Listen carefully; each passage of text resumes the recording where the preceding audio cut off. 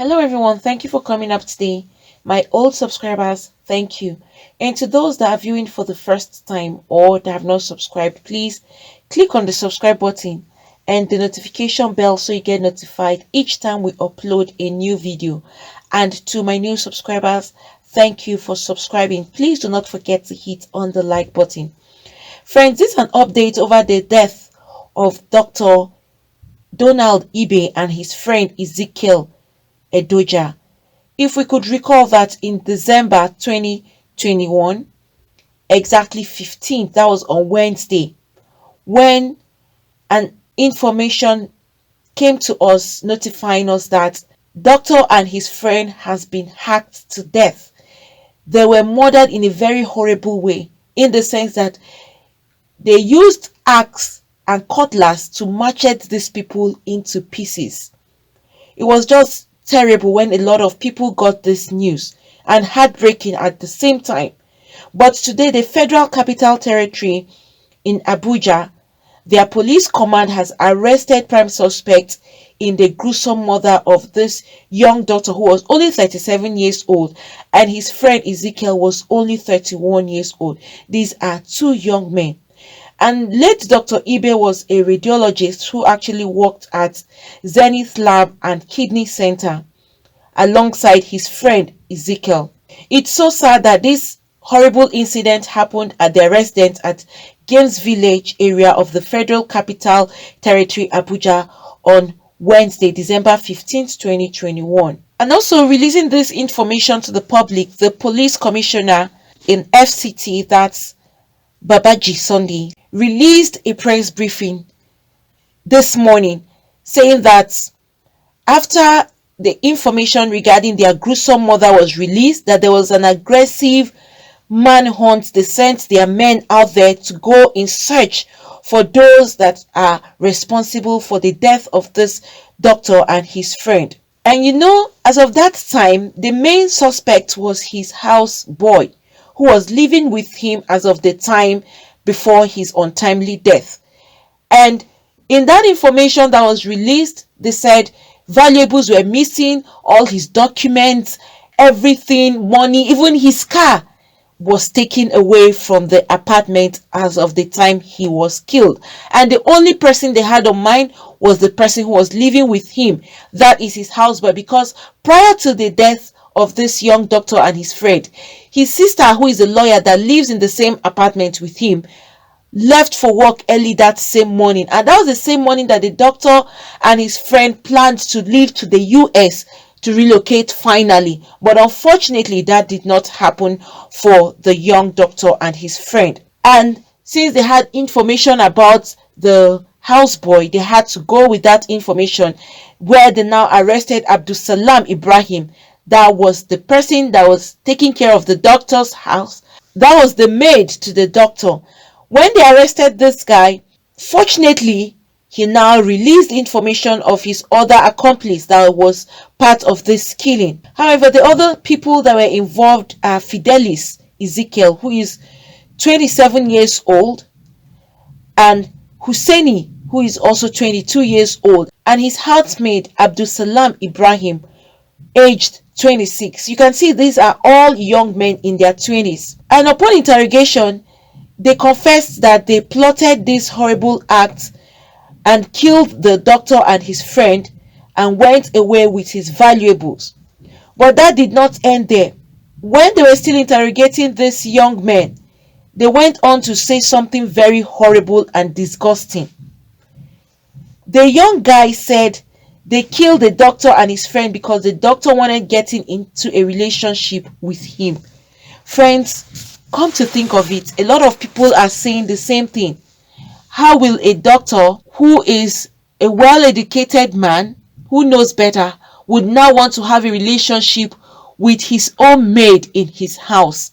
And they now ask another question. The doctor wanted to have a relationship with you in his house, and you didn't make any report, but you decided that the only way for you to stop him from having a relationship with you was to kill him on the day he was to relocate to the United States. You killed him. Not just killing him, you also killed his friend, and you went away with his valuables. You went away with his car and his important documents. And they're asking him, how true can this story be? If he actually wanted to have a relationship with you and you refused, then he decided that he wanted to travel to the United States. Why didn't he take you along if he felt you were too important to him to that extent? He didn't decide taking you along with him, and he didn't decide to do any harm to you. He still left you in his house and then decided to travel out. How can this story be a true story coming from the same guy who killed his boss? However, the valuables that were taken away from the late doctor and his friend is his vehicle and also an envelope containing about $1,000, his mobile phone, and the ATM card of the late doctor were also taken away from him. And friends, it will shock you all to hear that this Abdulsalam Ibrahim and his friends Fidelis and Husseini, you withdrew about 2 million from the doctor's account. And that is why a lot of people are still questioning the guy, saying he is claiming that the doctor wanted to have an affair with him. But all they could see is 3 wicked people that just wanted to steal from this doctor. The unfortunate thing is that they are saying the doctor is late and his friend, they can't hear their own side of the story. So the story is only coming from Abdulsalam Ibrahim and his friends. And this was one of his confessions. When he was asked, he said this: I used cutlass to kill him. The doctor wanted to have a relationship with me. He wanted to force me, but I refused. He held on to my clothes and was trying to take them off. When I refused, he started abusing me. I later called my friends to the house to come and help me pack my things. The doctor bought a lot of drinks and I became very high. I and my friends then tied the doctor and his friends. When my friends went out of the room, I came back with a cutlass and matched the doctor because of what he wanted to do to me, which I did not like. The policeman asked Abdulsalam, alright, describe to us, how did the doctor force you into a relationship with him? Abdulsalam now said, he came to my room and asked me to massage him. I told him I can't do that.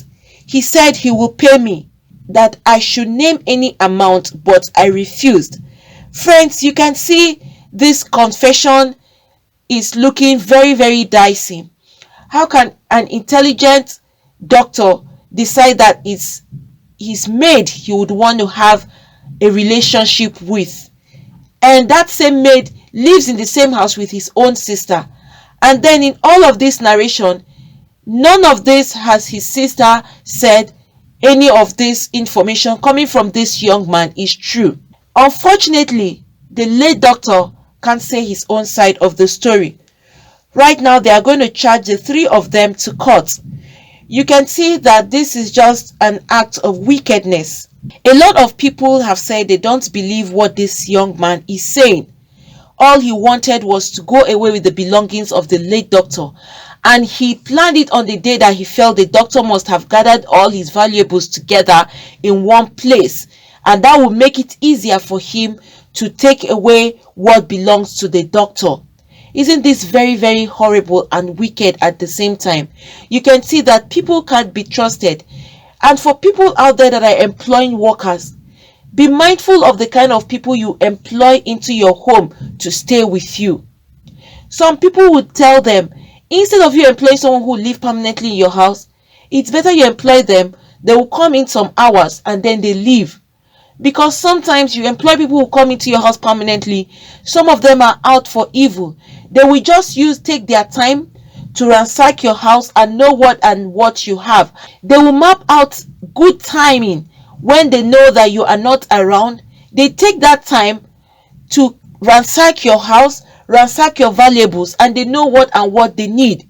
Then at the right time, when they have plotted their evil act, it will be very easy for them because they've already arranged what they need to go away with. And the horrible part is that these people end up killing their bosses in their homes. This is not the first time. The other time he was a banker who his own maid, a guy whom he employed to take care of his apartment when he's away at work.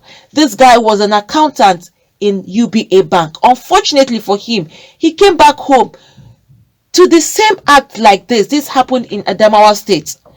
His own maid hired and called his own friends to come and help him carry out the horrible act. After they had requested for a huge sum of money, this accountant gave them the money they requested, unknown to him that all they wanted was to kill him and take away his valuables in the home, which his maid and his friends succeeded in killing this accountant and went away with his valuables. But unfortunately for them, they were also arrested. So you can see that it's the same people you employ in your homes to take care of your kids or to take care of your home that will turn around and kill you and go away with your valuables.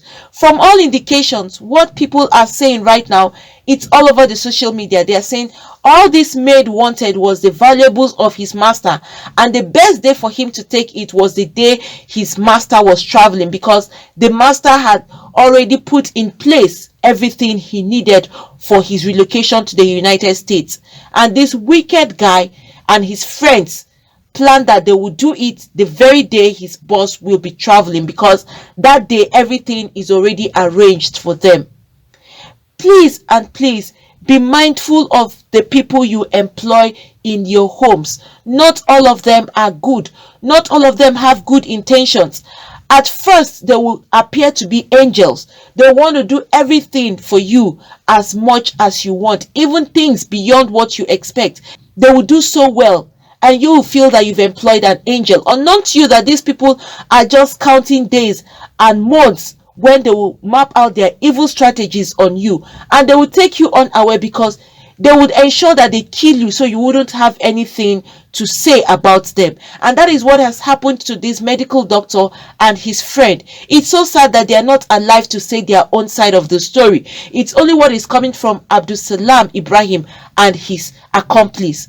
But we're all glad that they've been arrested. And definitely you can't take the side of one person's story. From all indications, since these people were able to go away with his valuables and even withdrew 2 million, the question is, how did they get the ATM PIN number? Which means they forcefully got the ATM PIN numbers from the late doctor before they killed him.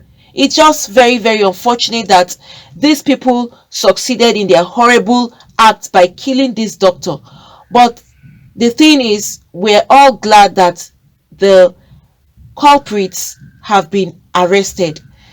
Once again, may the soul of Dr. Donald Ibe and his friend Ezekiel Edoja rest in peace with the Lord. May Almighty God console their entire family members, friends, well-wishers, everyone that knew them.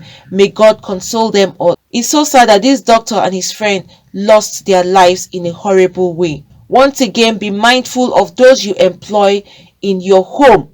Remember that they don't do this horrible act immediately.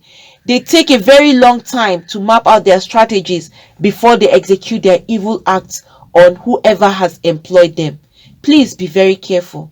Friends, if you have anything to say, you could put that down at the comment section. Thank you for coming up today. Please do not forget to hit on the like button. Also subscribe and hit the notification bell so you get notified each time we upload a new video. Thank you. God bless you all.